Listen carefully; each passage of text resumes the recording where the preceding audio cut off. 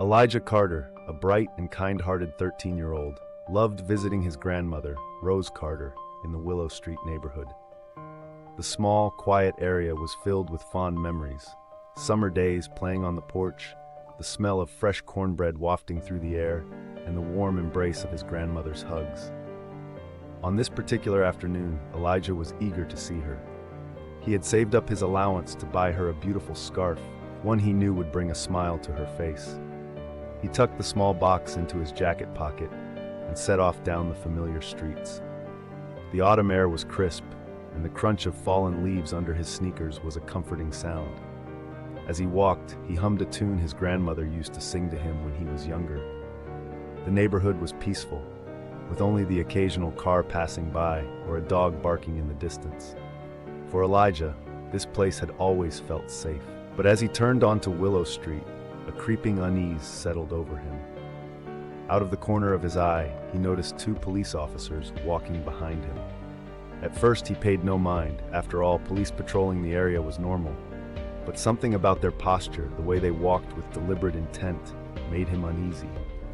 He stole a quick glance over his shoulder. Officers Reed and Caldwell were staring at him, their expressions unreadable but not welcoming. Elijah swallowed hard and looked straight ahead. Maybe he was overthinking, maybe they were just patrolling. But then their footsteps quickened. Elijah's heart pounded in his chest. Something wasn't right.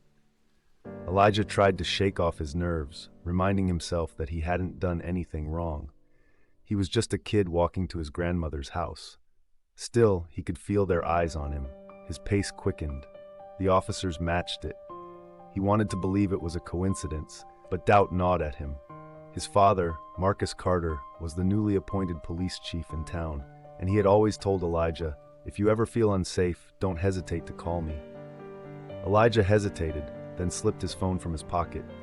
His hands trembled slightly as he dialed. At the precinct, Chief Carter was reviewing case files when his phone buzzed. He glanced at the screen. Elijah, his stomach tightened. "Hey buddy, what's up?" His voice was light, but concern flickered in his eyes. "Dad," Elijah whispered, "there are two officers following me. They're acting weird." Chief Carter sat up straight, his grip tightening on the phone. "Where are you?" "Willow Street, near Grandma's." "Stay calm, I'm on my way." The chief grabbed his keys and bolted out of his office. Meanwhile, Elijah kept walking, but the officers finally caught up to him. "Stop right there," Officer Reed commanded. Elijah froze. His pulse roared in his ears. "I'm just going to my grandmother's house," he said, his voice steady but careful.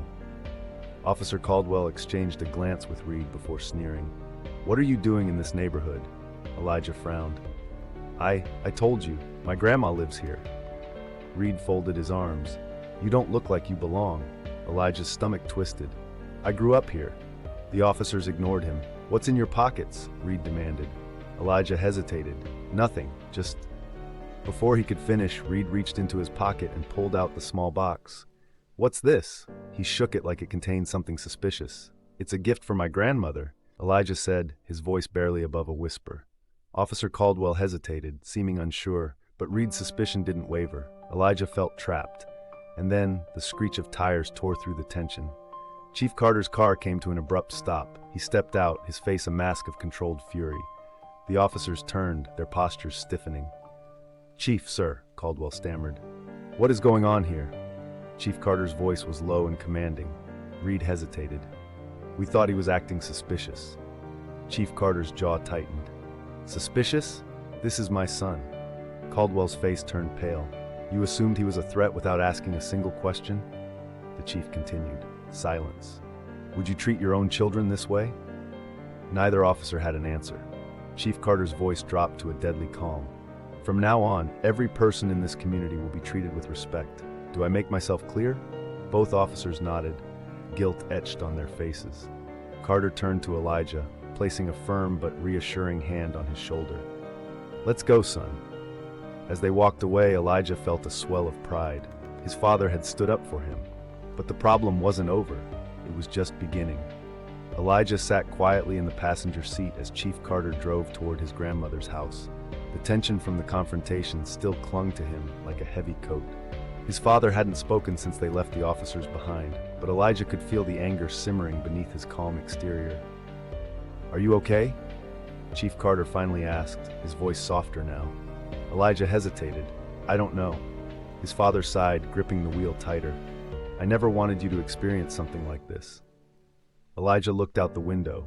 The neighborhood, once familiar and warm, now felt different, tainted. "I didn't do anything wrong," he murmured. "You didn't," Chief Carter assured him, "and that's the problem."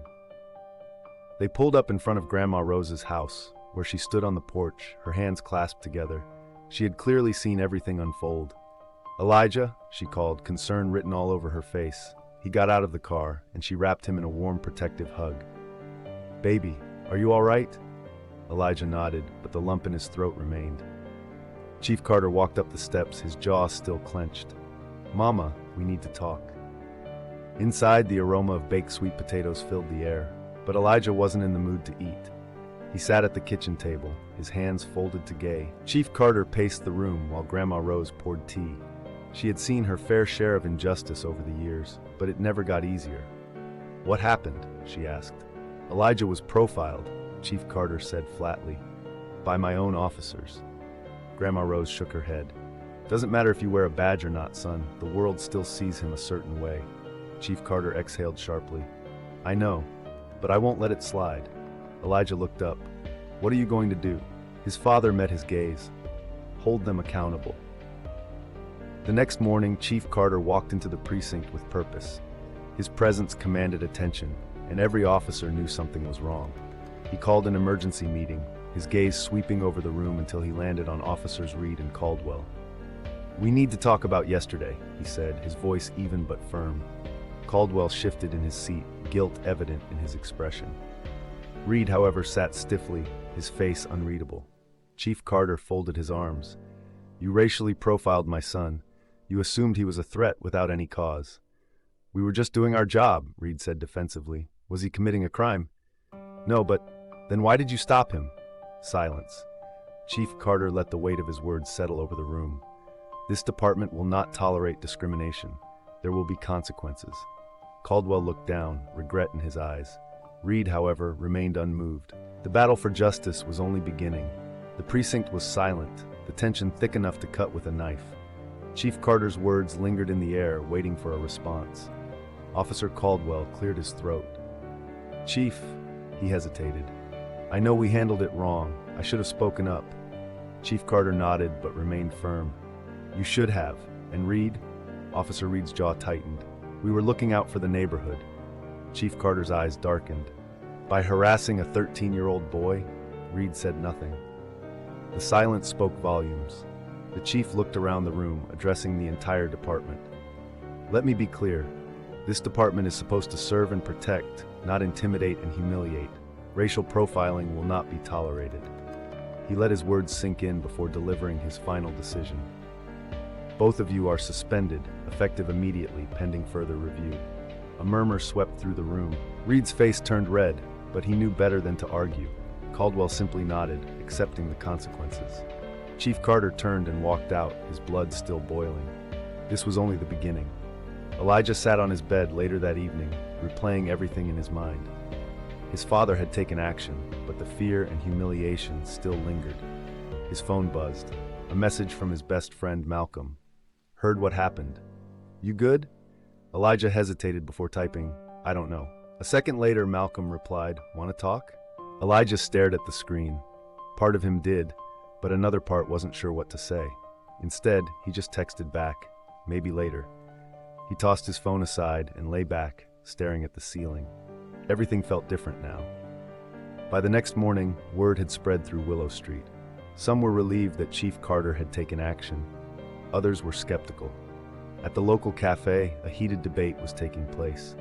"It's about time someone in power did something," said Mr. Johnson, a retired teacher. "Too many of our kids go through this." "But suspending them?" Another man, Mr. Grady, scoffed. "They were just doing their job." "A job that includes harassing innocent kids?" Mrs. Alvarez interjected. "Would you be saying the same if it were your son?" The conversation continued, but one thing was clear. Change was coming, whether people liked it or not. When Elijah walked into school, the whispers started immediately. "Did you hear what happened to Elijah?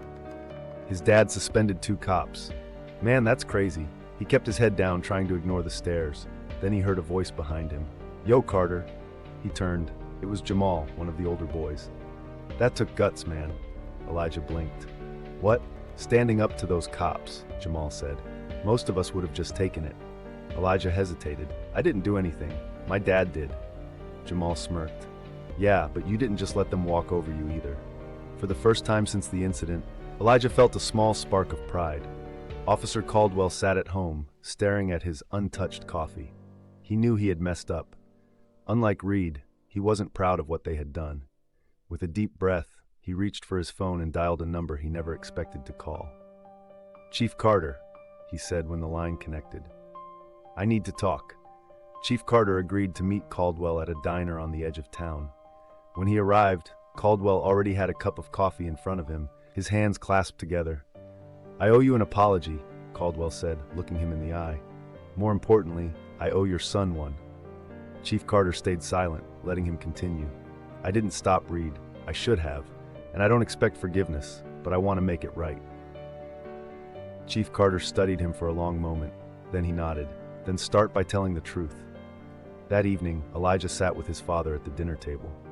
"I don't want to be afraid every time I walk down the street," he said quietly. His father met his gaze. "Then we'll make sure you don't have to be." Elijah nodded, determination settling in. He wouldn't let this define him. A week later, Caldwell stood in front of the community at a town meeting. "I was wrong," he admitted, "and I'm sorry, Elijah." People murmured, surprised at his honesty. Reed, however, was nowhere to be seen. Unlike Caldwell, Reed refused to accept responsibility. He pushed back, arguing against his suspension. But when video footage of the encounter surfaced, the town turned against him. His career was over. With Reed gone and new policies in place, the police department began working on rebuilding trust. Elijah, still wary, knew things wouldn't change overnight, but it was a start. One evening, Elijah sat with Grandma Rose on the porch. "I'm proud of you, baby," she said, squeezing his hand. Elijah smiled. "I'm proud of Dad, too." She chuckled. "He's got fight in him, just like you." Months later, Elijah walked through Willow Street again. This time, he wasn't afraid. The world hadn't changed completely, but he had, and that was enough for now. If this story moved you, don't let it end here. Conversations about justice, equality, and change are more important than ever. Here's how you can take action. Share this story to raise awareness. Speak up against injustice when you see it. Support organizations working toward police reform and racial equity. Educate yourself and others. Change starts with knowledge.